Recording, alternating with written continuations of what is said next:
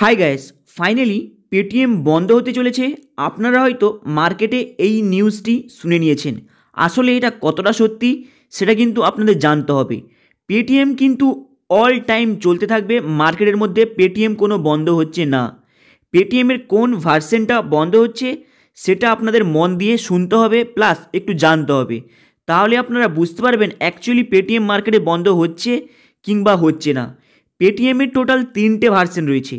একটা হলো Paytm UPI, আরেকটি হলো পেটিএম ওয়ালেট, আরেকটি হলো পেটিএম ব্যাঙ্ক।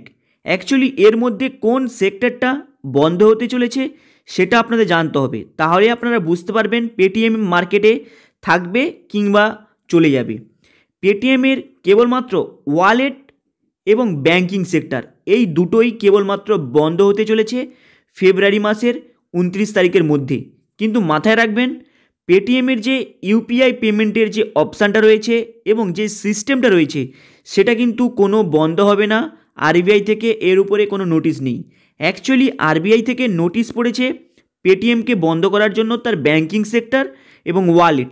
তাই পেটিএমের মধ্যে যদি কারো ব্যাংকিং সেক্টরে ডিপোজিট থাকে কিংবা এফডিআরডি, পেটিএমের মধ্যে যদি আপনি কোনো করে থাকেন কিংবা পেটিএমের কোনো শেয়ার কিনে থাকেন তাহলে আপনাদের বড় পরিমাণে লস হতে চলেছে। এটাই হলো মেন নিউজ।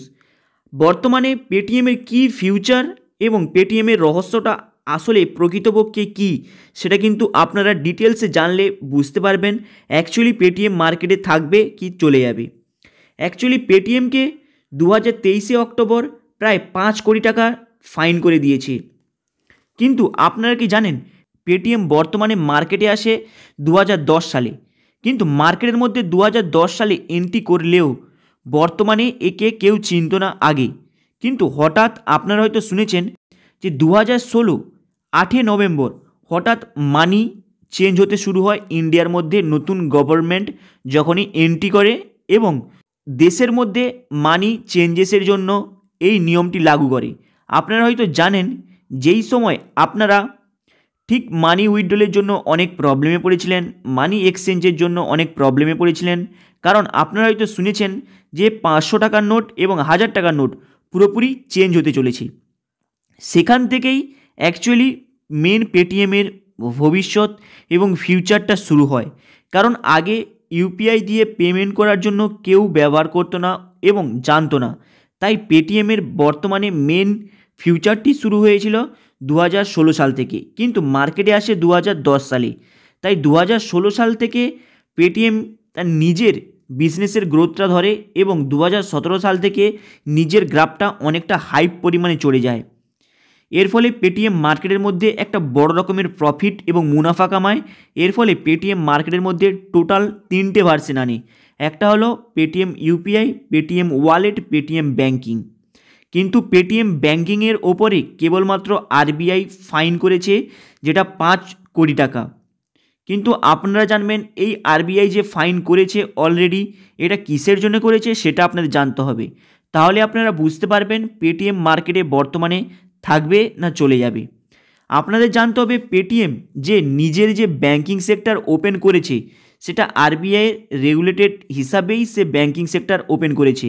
কিন্তু আরবিআইয়ের কিছু রুল রেগুলেশন বিগত 2021 সাল থেকে এবং 20 সালের শেষের দিক থেকে আরবিআইয়ের কোনো রুল রেগুলেশন মানছে না পেটিএম।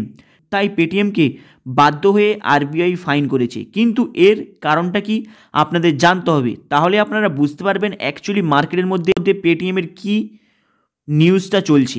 অ্যাকচুয়ালি পেটিএমের যে ব্যাংকিং সেক্টর যে রয়েছে এখানে বেশি করে আরবিআইয়ের নজরটা পড়েছে। কিন্তু আপনাদের জানতে হবে কারণটা কি। অ্যাকচুয়ালি বর্তমানে 2021 সাল থেকে এবং 2022-23-এর মধ্যে প্রায় 1 লাখ মানুষের কেওয়াইসি ভেরিফিকেশন কমপ্লিট হলেও সেটা কিন্তু অ্যাপ্রুভেল হয়নি।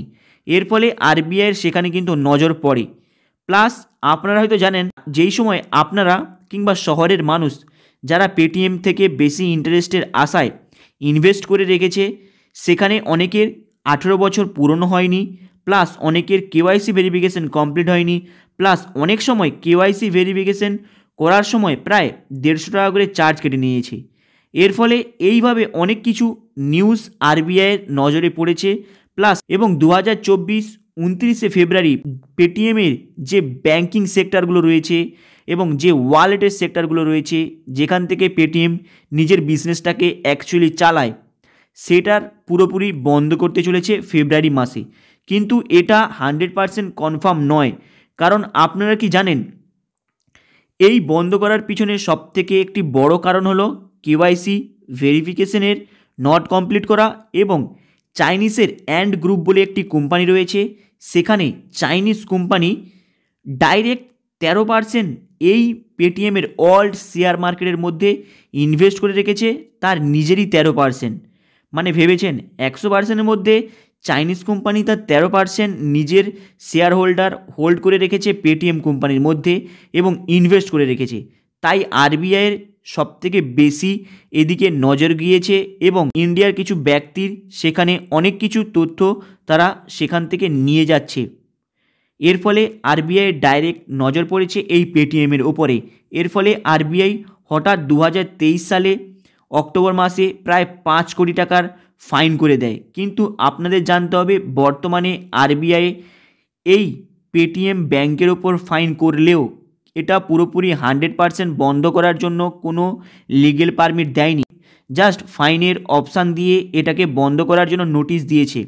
কিন্তু এর রিজনটা কি এবং বন্ধ করার আগে কিছু কিছু রুলস রেগুলেশন রয়েছে, সেই রুলস রেগুলেশন যদি পেটিএমের ব্যাংক এবং ওয়ালেটের যে অপশান দুটো যে রয়েছে, এই দুটো সেক্টর যদি মেনে নিতে পারে, এই ফাইনের প্রক্রিয়াটা পুরোপুরি সম্পূর্ণ হয়ে গেলেই পেটিএম কিন্তু মার্কেটে আবার ফিরে আসবে।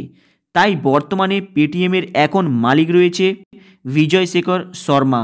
কিন্তু আপনাদের জানতে হবে, এই প্রবলেমটা বিগত 2 বছর ধরে চলছে, কিন্তু পেটিএম ব্যাংক নিজেকে ইগনোর করে গিয়েছে এই আরবিআইয়ের রুল রেগুলেশন ফলো করা থেকেই। তাই আরবিআইয়ের সবথেকে বেশি লক্ষ্য হয়েছে পেটিএমের যে ব্যাংকিং সেক্টরটা রয়েছে, প্লাস সেখানেই আরবিআই ডাইরেক্ট ফাইন করেছে এবং 2024 সালে 29 ফেব্রুয়ারি এটা বন্ধ করার জন্য তার নোটিশ জারি করেছে। কিন্তু মাথায় রাখবেন, পেটিএমে যারা ইনভেস্ট করে রেখেছে শেয়ার মার্কেটে, তাদের বর্তমানে শেয়ার মার্কেট পুরো ক্র্যাশ হয়ে গিয়েছে। তাই বর্তমানে পেটিএমে যারা ইনভেস্ট করে রেখেছে ব্যাংকের মধ্যে, তারা বিগত অনেক সময় রয়েছে যে পেটিএমের যে ব্যাংকে ইনভেস্ট করে রেখেছে সেখান থেকে অ্যামাউন্ট উইথড্রল করে নেওয়ার জন্য। কিন্তু বর্তমানে পেটিএম থেকে আপনারা ডাইরেক্ট ইউপিআই ট্রানজ্যাকশন করতে পারেন, সেখানে কোনো প্রবলেম নেই। কিন্তু যদি আপনাদের পেটিএমের ওয়ালেটে কোনো অ্যামাউন্ট থাকে, তাহলে আপনারা সেটাকে ট্রান্সফার করতে পারবেন না কিংবা কোনো জায়গায় ব্যবহার করতে পারবেন না।